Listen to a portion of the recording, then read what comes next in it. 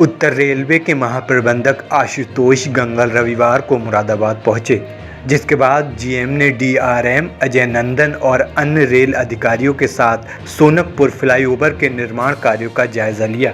इस दौरान जीएम आशुतोष गंगल ने कहा, सोनकपुर ओवर ब्रिज पर रेलवे लाइन के ऊपर एक तरफ पुल रखवा दिया गया है, जिसको अब जल्द ही बनाए जा रहे पुल से जोड़ दिया जाएगा। उन्होंने बताया, सड़क मार्ग से जो रास्ता पुल तक बनाया जा रहा है, अब सिर्फ उस मार्ग पर बनाए जा रहे पुल को जोड़ने का कार्य ही बचा है। इसके बाद विधिवत रूप से इस सोनकपुर ओवरब्रिज का उद्घाटन कर आम जनता के लिए खोल दिया जाएगा।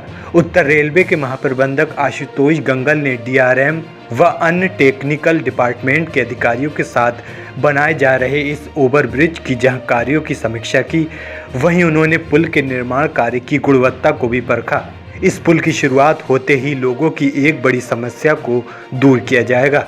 लाइन पार निवासी लोगों के लिए यह पुल काफ़ी कारगर साबित होगा।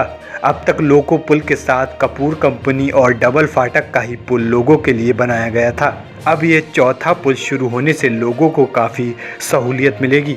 इसके बाद महाप्रबंधक आशुतोष गंगल और डीआरएम अजय नंदन रेलवे अस्पताल पहुंचे, जहां रेलवे अस्पताल की सीएमएस की मौजूदगी में रेलवे अस्पताल के नवनिर्मित भवन का फीता काटकर उद्घाटन किया गया। देखिए, ये ब्रिज का आरओबी के कंस्ट्रक्शन का काम काफ़ी दिनों से चल रहा है। इसमें काफ़ी टेक्निकल चैलेंजेस थी, क्योंकि यहाँ पे हम लोग जो 800 टन की क्रेन लाना चाह रहे थे, वो लाने के लिए संभावना नहीं बन पाई। तो इसको फिर हम लोगों ने अपनी स्कीम चेंज करके इसे छोटे छोटे टुकड़ों में से लॉन्च किया है। और जैसा कि आप देख रहे हैं कि एक साइड की कैरेज वे के जो गर्डर्स हैं, उनकी लॉन्चिंग कंप्लीट हो गई है, उनका फिनिशिंग वर्क चल रहा है। और हमें अनुमान है कि अगले सप्ताह हम लोग इस साइड का काम कर लेंगे। और दूसरी साइड के कैरेज वे का आज पहला गर्डर अभी आपके सामने लॉन्च हुआ है। इसको थोड़ी देर में स्लाइड करके अपनी पोजीशन में लग दिया जाएगा, और उसके बाद फिर दूसरा गर्डर, और उसके बाद जो प्रक्रिया है वो चलेगी।